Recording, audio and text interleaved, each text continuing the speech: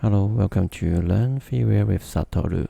My name is Satoru, and today I would like to share how to import a bunch of images into Kdenlive.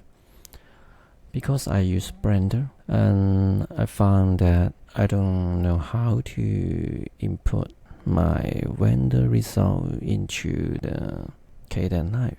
So I just study myself and find a solution, so I would like to share with everyone. Let's have a look. I already generate a bunch of images. It's in PNG file, a short video, and I have 150 frame.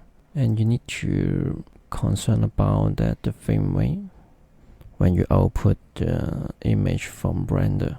And this frame rate you need to match with the frame rate in Kdenlive. Okay, let's start.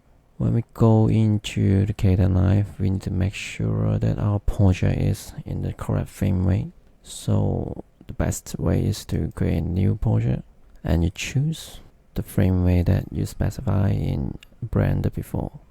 For example, I output my images with 25 FPS. So I need to choose 25 FPS in here and just click OK.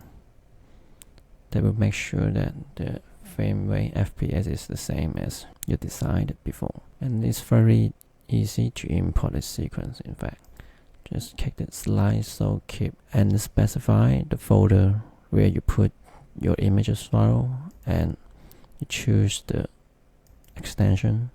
I use PNG, so I choose PNG, and you can see you have all the pictures here, and you can get the total number of images. And most important thing is that you need to change the frame duration to 001. This is a must. Otherwise you'll get a very creepy or very strange video.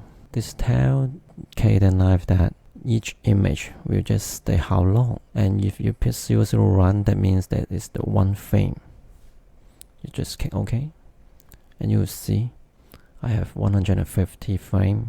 And my frame rate is 25, so there's a 6 seconds video. So you can see the 6 second here. If you input the wrong frame duration, you can see that if I put 004 and import that, you'll see that it will become a 24 seconds video clip.